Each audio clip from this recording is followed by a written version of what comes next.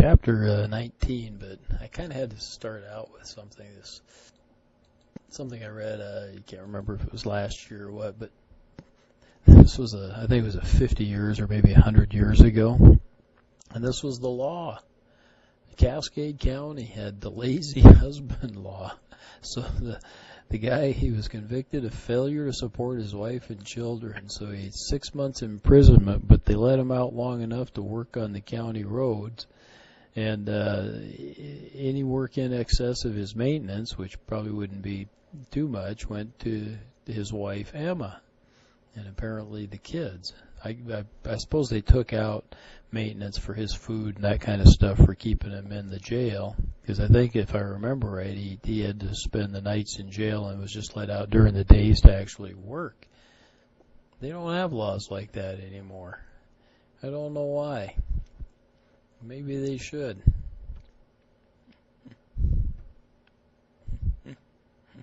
Yeah, you guys can go back and look at that. So anyhow, we're going to talk about environmental protection, and the primary reason for that is the concern over the effects of human population growth, which has slowed down dramatically, by the way, and the impacts of human technology. My wife always wanted a riding mower, and by golly, I managed to get one at a garage sale for $5. There you go. She hasn't used it yet. I don't know why.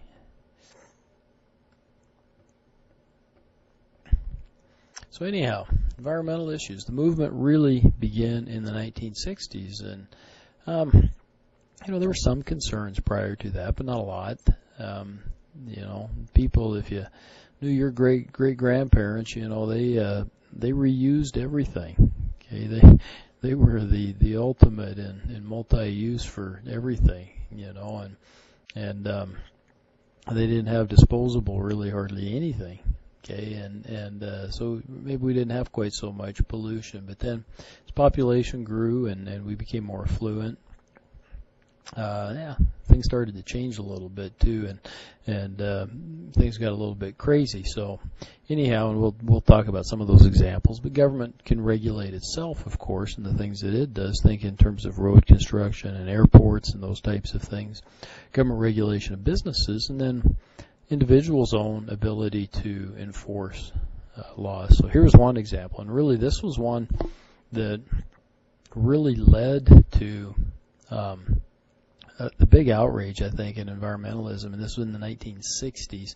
I believe it was the early 60s, and this was the Cuyahoga River. I think it was in Ohio, if I'm not mistaken, and it literally caught on fire because of the pollutants that were being just pumped into it, from industries that were right beside the river, and they didn't have any real controls over that. And so the river was just horribly polluted. Fish didn't live, on, and it caught fire. And when it caught fire, people stood up and said, yeah, maybe we ought to do a little something about this. Yeah, my cartoons are getting a little dated there. If we're talking about Obama and McCain, that was that was the first time. He ran against Mitt Romney the second time, so that's a long time ago.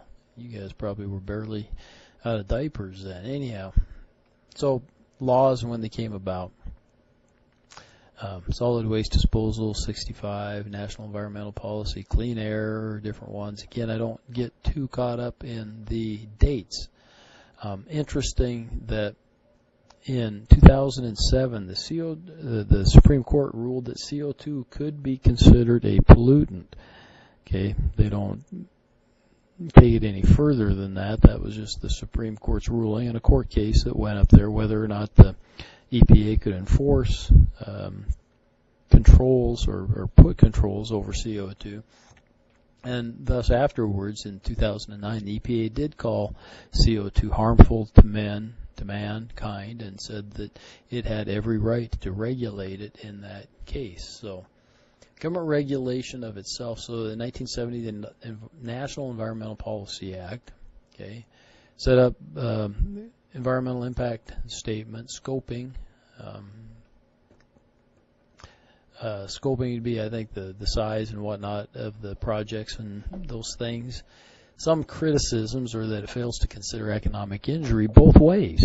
Okay, whether a project gets built or not, it really doesn't have a lot of interest, or the environmental impact statements don't spend a lot of time talking about those economic injuries. They do consider too many alternatives, so they get a little bit long, they get narrative, they get those types of things.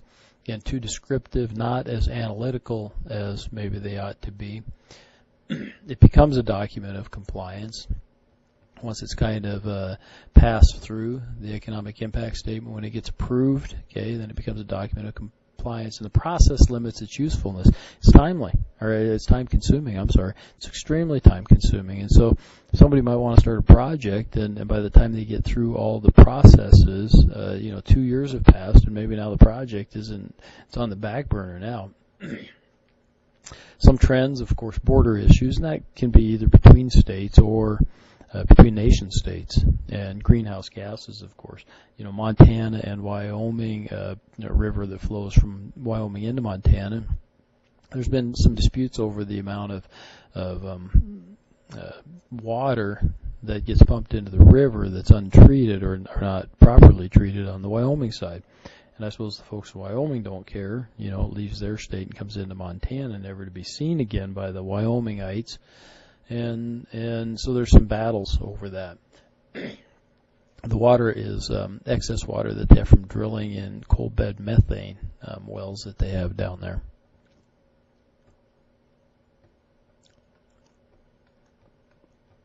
So again, an environmental impact statement is required when it's a major action. Small little things, maybe not. When federal action is involved, that could be any kind of federal dollars. So, think about roads being constructed. Virtually all roads have some, U.S. Highway 2 or interstates, those types of things have or receive a lot of federal funding, and so they would require those. Things that affect the human environment, and it's a detailed statement, right? It examines adverse environmental effects of whatever the construction is. Irreversible commitment of resources, land, space, water, those types of things. And it does take a look, as we talked about, to some of the proposals. It's kind of interesting how we were worried, and back when gas prices were in excess of $4 a gallon, everybody's worried, and we were running out of oil. And now the world is awash in oil, and we're still pursuing some of these alternatives, and electric cars are becoming a reality and whatnot, and we've got too much oil kind of now. So Environmental Protection Agency came around in 1970. We're talking about the government regulation of business. We'll pause here and come back and take a look at that.